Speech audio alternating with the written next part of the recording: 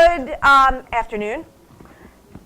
For those of you that don't know me, there's a lot of new faces. Maria Sohn. I teach tech here for first and second grade at Stratton and sixth grade at Hill School. I forget sometimes where I am. And today we're really lucky because we have Dominic Consoli here, who's also going to help present about Google Drive. You can turn the next one.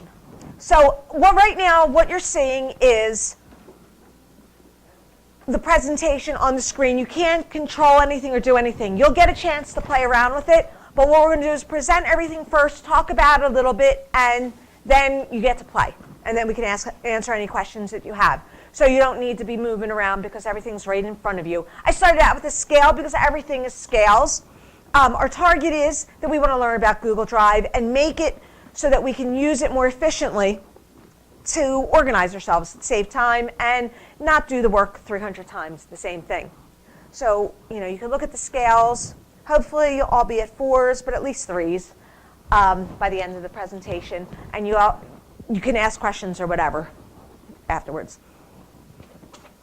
There is a disclaimer. Anything I do, there's always a disclaimer.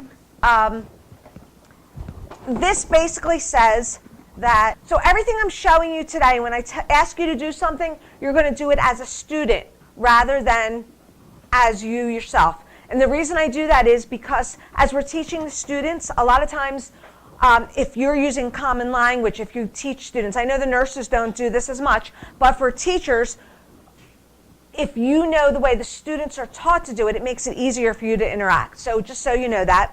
And also, everything that we do, there's at least 3 ways, if not 100 ways to do it. I'm showing you my way because, not because it's the best, but it's that I found that it works. And it works for me and the students.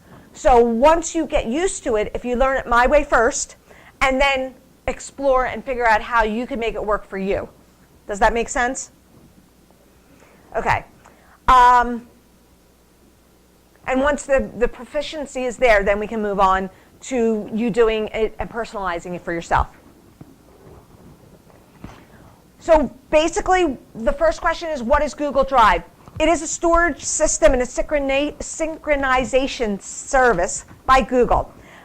I think of this as a file cabinet. Okay? Everything in your file cabinet in years past has been in a file cabinet.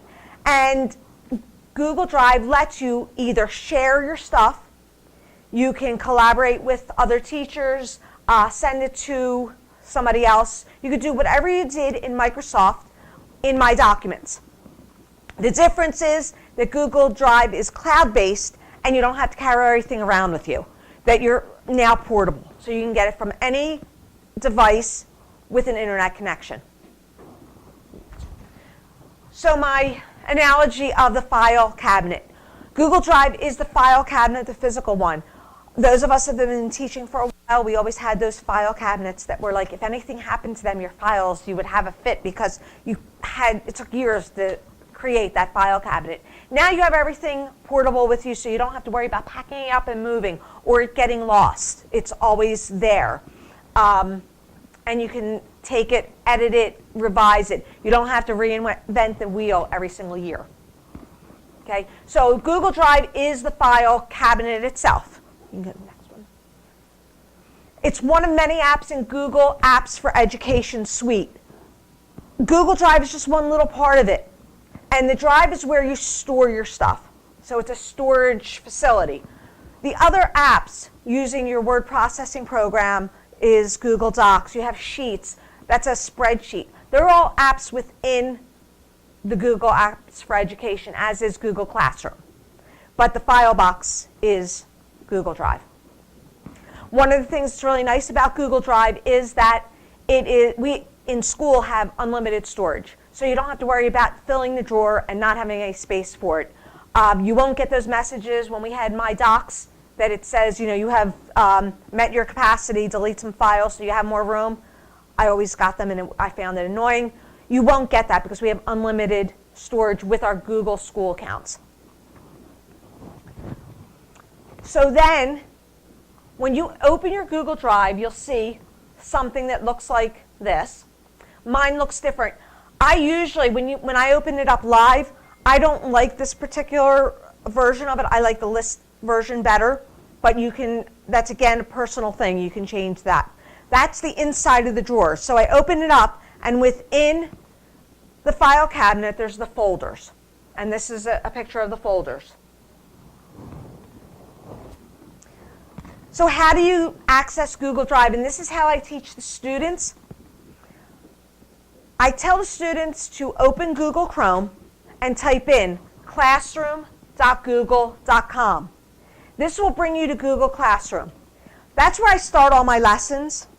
It's the easiest way, I think, to teach the kids that. So I go to Google Classroom. I'm actually going to have you join a classroom because you'll have the slide presentation and other things that we could do in Google Classroom, just to show you how the kids do it. It's sometimes helpful if when you ask the students to do something, you know how they're being taught somewhere else. So then this way they can transfer it into your class.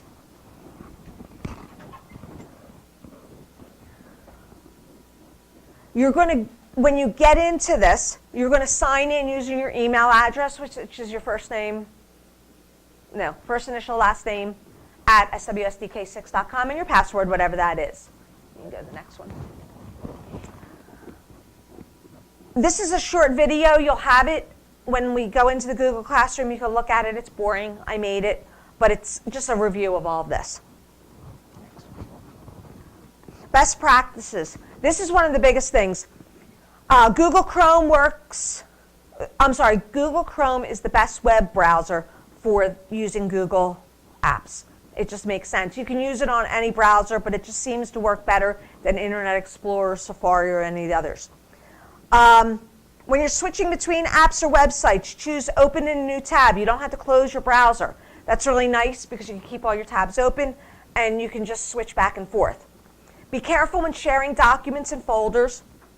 You don't necessarily want to share everything because, Dominic, you could talk about sharing. Sorry.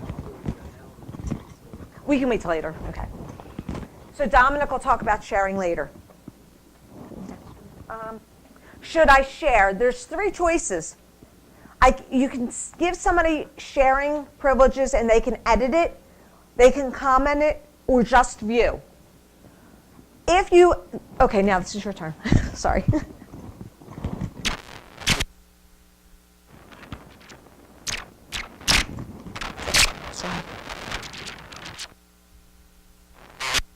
It's not working. Oh, that is working. Okay. So sharing. So how many people have here started sharing or have something shared with them? And generally it's going to be by Scott. And I know everyone's got something by Scott. A lot of stuff by Scott. There's team drives and everything. So sharing is this. It's emailing without going into Gmail. That's all it is. You're just emailing someone without writing a message. So it's really nice. It's really convenient. You got that big blue share button in the upper right hand corner that everyone sees. So the biggest thing is just to know who has access to what you're sharing. Edit rights, comment rights, and view rights. So obviously edit rights are going to be the most allowing them to do whatever they want. Comment is pretty restrictive. They can't do anything editing wise. They can't edit the document. And then view is just pretty much you just give them a PDF is pretty much what it is. Here's what I have. It's a painting. You can't touch it. So a lot of the stuff that you guys are going to do as far as like teams and for grade levels is going to be a lot of editing each other's stuff. I don't think there's going to be too much of just like comment stuff. I know that Lee has a drive at Hill for stuff. I think Carolyn is starting to do stuff at Harker, correct? Yeah, okay. So I know they have their different ways of doing their team drives and who has access to what.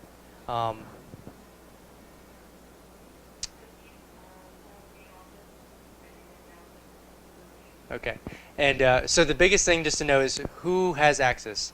Because one quick word of warning is that we've had this at Hill, and people will get random messages. Hey, Scott.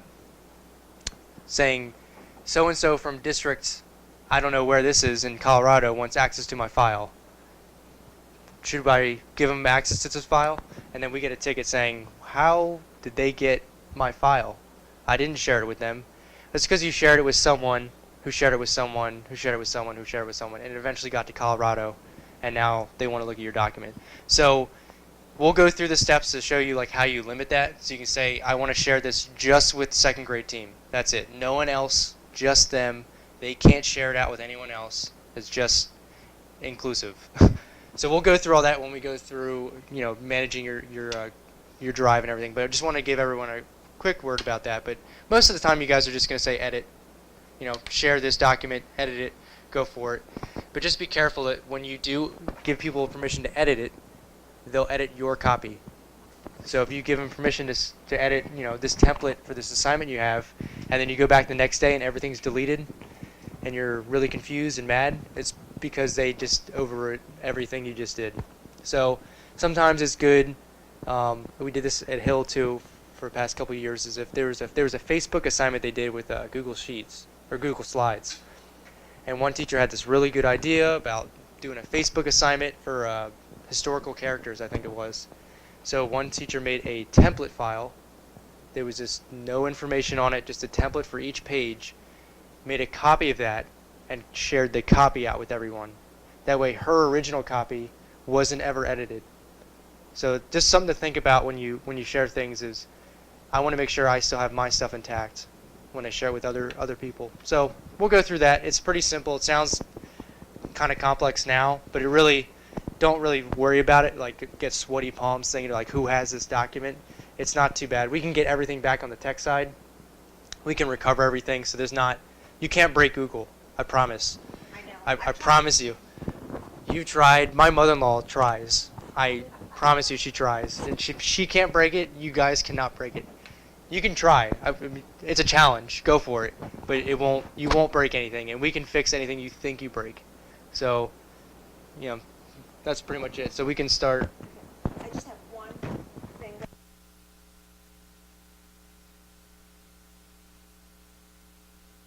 There it is. Okay. So the other thing is when you're sharing with other teachers, that's fine, and you're working with a small group. Be careful when you share documents with your students. I always go through Google Classroom for that reason, but sometimes you'll share something, and it might be something that's stagnant. You want it to say a study guide. You don't really want them to edit it, but you send out editing. Or you want them to edit it, but you need to make a copy for each of them. You have to be careful with that because otherwise they're all going to be working on the same document, making each other crazy. So in Google Classroom, there's, again, ways to do that. Just be aware that when you're sharing something, that you share it and make sure they have the right privileges because otherwise you'll lose your mind. Okay. So go to my Google Drive. There you go. Okay, so can I drive for a bit? Okay, so I'm going to show you my Google Drive, and I am somewhat obsessive. These are all my files. What I do is each year, because we're teachers, we work in years that are not necessarily calendar years. We work September through December. So I name my files all the year that I'm working in. So all my current files are 2017, 18, and then I have the names of them. What I do is then my older things, I actually archive in a folder. So my 2015-16 school year, I have a Z. That just brings it down to the bottom because Google's going to put it in alphabetical order. Anytime your files, so I don't want them up front and center all the time, but I want them to be available if I need them. So I have the Z 2015-16 school year, and this is my 16-17 school year. As I make my new folders for pictures or phone lists, let's look at instructional materials. What I'll do is I have my old instructional materials in the archive file for 2016-17, and I just move them as I'm building my lesson plans. So it's easier for me to find. I know what I'm doing. So I'm going to open my, I just lost it, instructional materials, and inside my 2017-18 folder, which is green, you could change the colors. I have the different grades I teach. So I have grade 1, grade 2, and grade 6. This is a new unit we're starting on media literacy, 21st century skills, and my subplans. Color coding is really good, and just like in a file, you could buy files that have different colors. If you want to change your file color to help you organize it, you can just go down. I just right clicked on there, and it says change color, and I have a rainbow of colors I could choose to change it. So I can have, my first grade is red, my second grade can be green, and I'll make sixth grade purple. I drive myself crazy because every time I do a training, I change all the stuff that I had before. I always forget to go back and fix it. But also notice that in my drive, I have all these folders. You can have folders within folders. So it's like one of those hanging folders. So this would be the hanging folder. I have all my instructional materials in this folder. Then I have these folders, which actually have more files inside. I even have another folder inside. So you could have as many folders. I don't think there's a limit. I haven't gotten to a limit on folders. You can try. You could try, yes. I don't know how many subfolders you want. But what that does is helps you keep everything together. One suggestion I have is figure out a naming convention. Like I said, I've used the year at the beginning and try to keep things together. That is the hardest thing when you're creating a document. Think about my documents, and you named a file, you made a test or a quiz or something, and then you go to look for it and you can't find it again. My suggestion is not to start with new, but start with the folder it belongs in. So say I'm starting my lesson plans for grade 6 next week, and I'm going to go to Instructional Materials, and I have my presentations, and in here I have each week of presentations. We're actually currently in week 5, but I'm kind of a week behind. So say I want to start week 6 presentation. What I'm going to do is open this file, and I'm going to create it right here. I will open a new Google slide. I'm going to create and share. Now this says this created item will have the same sharing permissions as the selected folder. That's fine because I've already done that and shared it, so I only have to do it once. I'm going to say create and share. And this is my new presentation. I'm going to change this to week 5 class presentation. I'm going to close this now and refresh. And now it's here. I never have to go back to my drive and search for it. I don't have any documents here. I have everything's in a folder. Does that make sense? I find it much easier because what happens is if you go here and create a new doc, it's going to end up in this list. And then you have to search for it again, and then you actually have to move it. Go ahead. I know this sounds really basic, but how do you make a folder and how do you put it? That's a good question. Okay, so this is my drive, and I'm going to make a new folder in the My Drive section. I click on New, I click Folder, and I can name it whatever I want. So for this one, I'm going to use, can I use nurses? I'll use 2017-18 because I like the convention of naming it the same thing, nurses folder. And then I press Create. Okay, so see, now it's alphabetical. Okay, so then here's the folder. And say you want to do an attendance list or something, you would just click on there. And then click Open. And if you wanted to do a Google Doc, I would click on there, click Blank Document.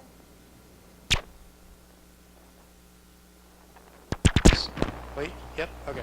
So you're asking if you already have stuff in your drive and you want to organize it, because that's a big thing. If you moved your docs over from the server, calm down. Oh, whoops. Yeah, there we go. Maybe. Yeah. So a lot of times if you move your docs over, it's just this mess of files, right? Everyone's just like, I can't use a Google Drive. It looks like a trash fire. So the biggest thing is it's going to take time to organize it, but it's going to help you in the long run. So I know it's kind of a terrible answer, but if you want to work, I know this is a weird view. The Google Drive view is weird to people, where it's like web-based and it's kind of clunky for some people. That's fine. Doesn't hurt my feelings. I didn't create it. There are ways we can make it so I can install a program that emulates the Windows look for Google Drive for you. So if you want that, just let us know. We'll install it on your PC and show you the ropes real quick. And then you can do all your copying, folder creation in that typical Windows look where it's got, the small writing and you don't have the shared with me folder on the right. It just looks normal. And then everything, when you go back to your Google Drive, if you're at home, everything you've made changes to in that Windows type location is the same in Google Drive. So if you really want that will help. I promise you. That's the easiest way to do it, especially if you're doing lots of files you already have and you're to create folders for, HIB reports and injuries and this and that. It takes a while to copy individual files in Google Drive because you have to sort of either move, you have to move them instead of just dragging and dropping them. It's kind of easier in the Windows kind of environment. So if you want to do that, just let us know. We'll remote in and get you on the phone and install the program for you and walk you through it. We're not just going to install it and say good luck. So that's not a problem. That's a quick, 5-minute. Oh yeah, yeah. It's called the Google File Stream. It's pretty new.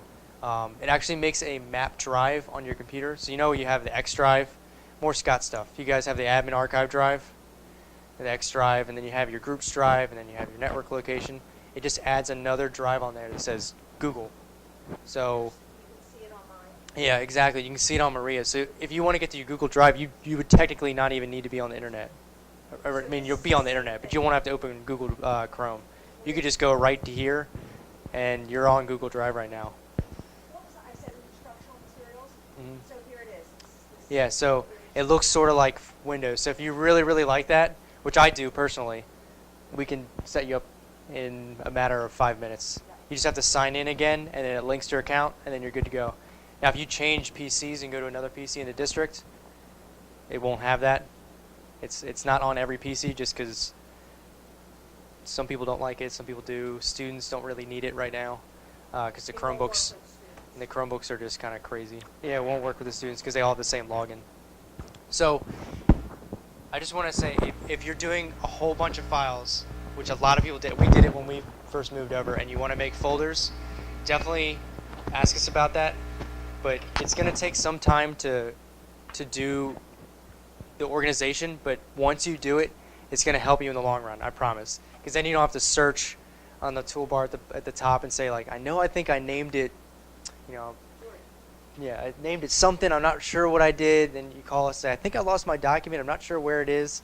So just organizing now will help you in the future. I know it's kind of a bad answer, but it's the best way to do it. And that way, when you go home, you know where things are. Not that you want to work at home, but I know everyone does work at home. So, question?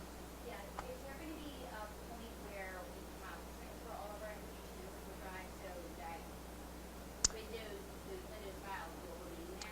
We will never get rid of the on-prem files, ever. They'll always be here. We back them up every single night.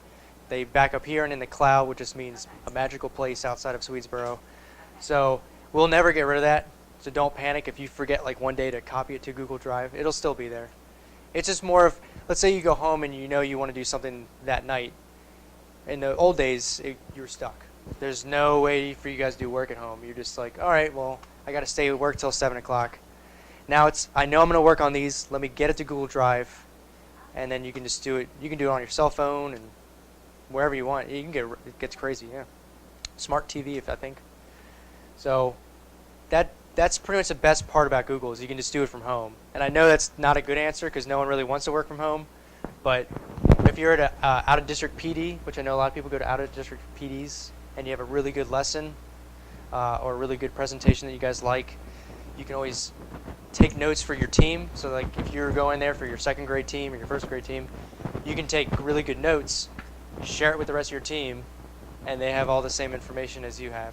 So there's some good things you can use as far as, but no, you don't have to do a massive upload of everything. That's up to you guys. If you want to and you're confused on how to do that and you're worried about deleting something, or just let us know. We'll come down to show you. Yeah.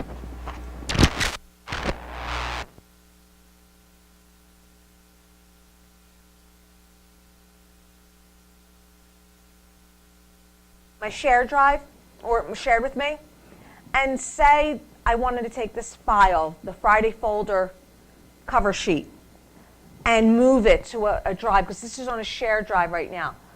I can take this, make a copy, and it's going to show. I'm going to locate it,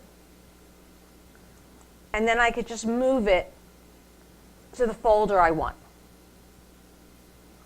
Okay, so say I want to put it in curriculum. I don't, but I'm going to put it there anyway. So I'm going to move it to curriculum, and I'm going to say move here.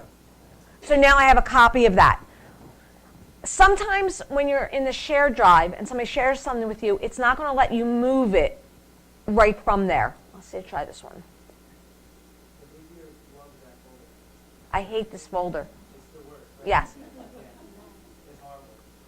Yeah, see, this one doesn't give me an option to move.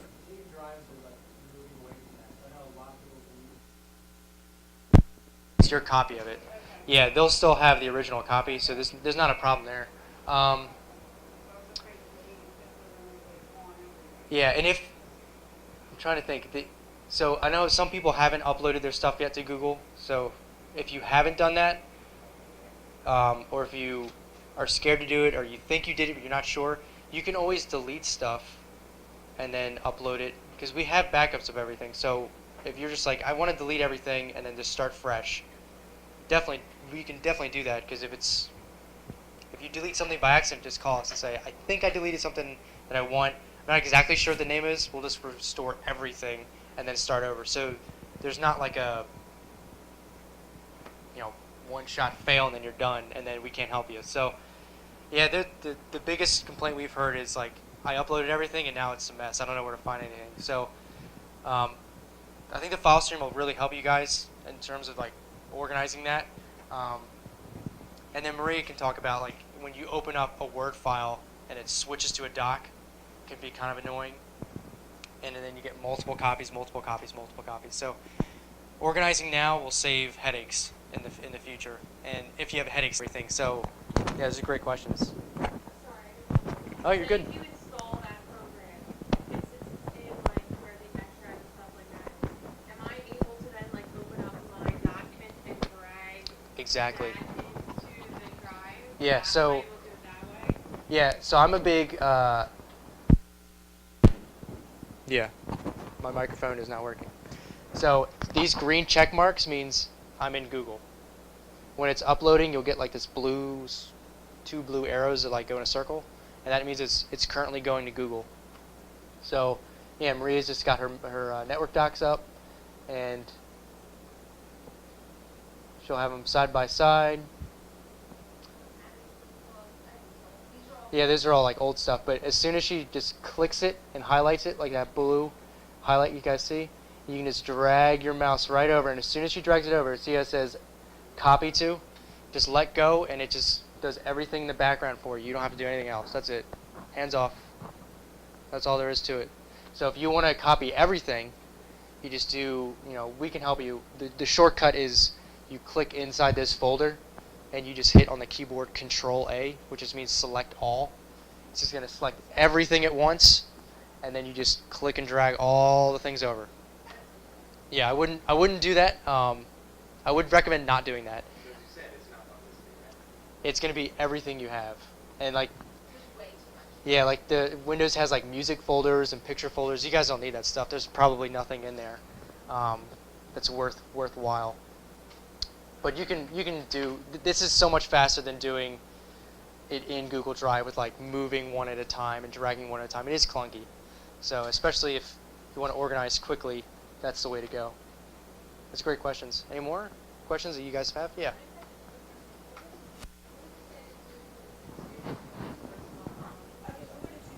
Yeah. So anything you guys want to get to that's Google related, Google makes it very easy to remember how to get to it. So to get to Drive, you just go to drive.google.com. That's it. It always comes to the name first. Google is its middle name. Mail.google.com will take you to Gmail. Docs.google.com, forms.google.com. Anything you can think of, just put blank.google.com, and it'll take it to it. So, just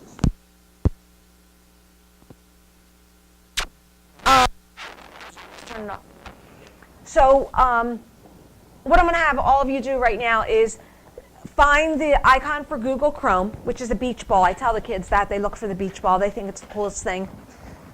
You double click on it, and then for the URL, in the address bar, just type classroom.google.com.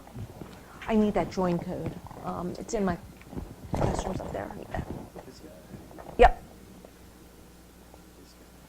So I'm going to give you a join code for this class once we get into Google Classroom. I should remember that, ELF. You know, it's a thing. Yes, you're signing in as yourself. This is what the students will do. And the students' email is their lunch number at swsdk6.com. And then their password is birth date. Make sure you sign in as you are a teacher. Some people didn't. As your real self, yes. And your real password, yes.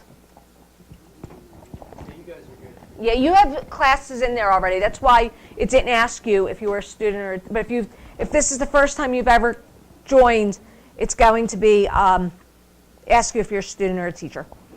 Like you're just going to say continue. And then it's going to ask you, are you no, maybe not.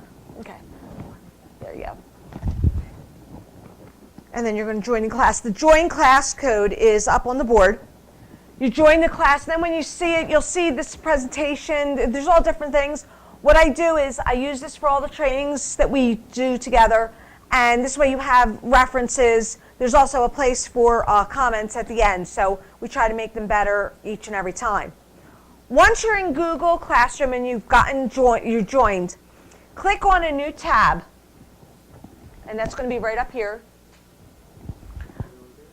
And you're going to, let me go to a new tab, I'm sorry. That's all right. So I'm going to click over here on a new tab. And there's this the kids call it a waffle. It's an array of 9 squares. If you click on there, you can access all your apps from that one location. So you can click on Drive now, and you'll see your Google Drive. This is mine. Okay, so yours is going to look a little different. One thing I'm going to show you is that when you upload something, especially something that has already been started in Word, you want to be able to convert it to a doc so that you can work on it in Docs. So up on your right-hand side here, there's a little gear shift, or I don't know.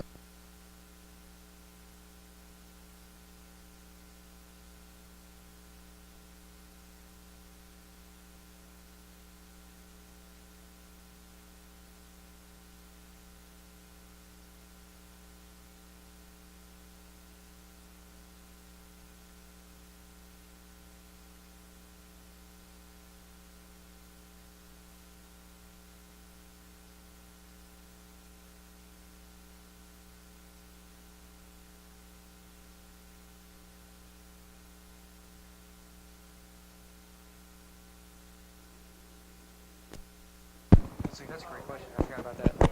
So we get this question a lot with team drives. If you're moving something into a team drive, you have to be the owner of it. So let's say Maria shared something with me, and I think it's brilliant. I want to share it with my team drive of technology team. When I go to move it, it's going to say, sorry, you can't do this. You're not the owner. Please request access to be an owner. So just be aware of that. The fix for that is pretty easy. Anyone think they know what it is?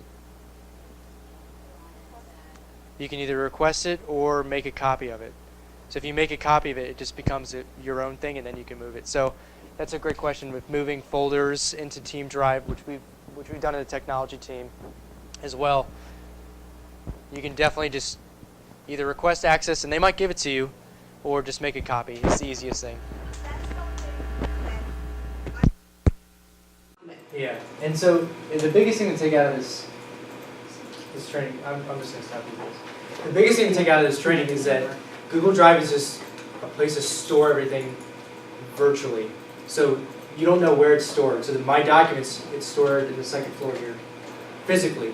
If you go upstairs, I have a key, I walk in a room and say, this is where it is. It's on this box. and it's humming and it's doing its thing overnight, and everything's there. With Google Drive, we don't know where.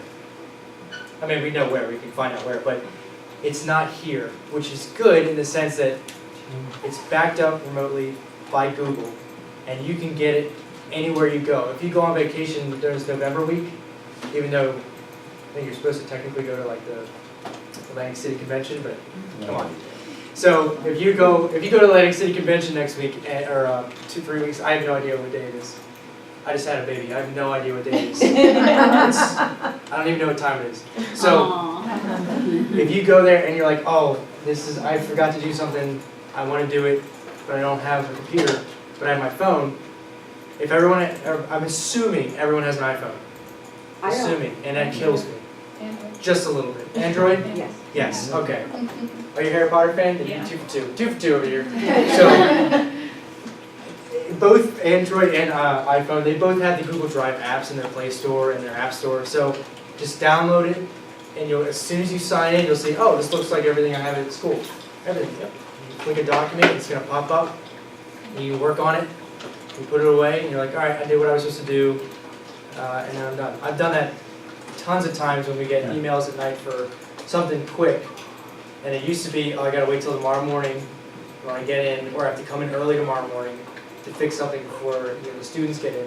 Now it's a quick, yep, I'm done, good to go. So the biggest thing to take away is that don't get overwhelmed by all the, the crazy symbols and what's this little thing look like. We can always show you that stuff if you're really curious on like what the settings are or what the I means or stuff like that. Really just know that this is a repository for all your files that you want to access outside of the district. And it's backed up every night by Google. And Google has thousands and thousands of employees who just live and breathe this stuff. It's not just me. Not that I think I'm pretty awesome, but there's thousands of me doing this stuff every day in different time zones. So definitely try to use this for stuff that you think is really important, that you don't want to lose, just in case, we do have a catastrophic failure, even though we do have backups off-site, but you can get this. So, anything you want to add? You can play around, we'll answer any questions. Before you go, I want you to go back to that Google Classroom. There's a question there. If you click on the tab that says Google Training Classroom, and it says, please share your thoughts on today's training. You click there and write your answer. This is only for us. Dominic and I look over the answers and see what we need to do or what we want to do in the future, or if you have a specific question or problem that we can help you with. So we don't really, it's just kind of one of those things. You hit submit. Sometimes if it's a question that I think everybody will need or want the answer to, I'll just answer it within that classroom. You'll have access to this forever now. We're not going to delete you or anything like that. So you can always go back to look for it. Or if there's something that I can contact somebody individually, we'll do it that way. The other reason I do this is just to get some feedback, and it's a nice thing to use with your students when we do the Google training. So if you do it yourself, you're experiencing it.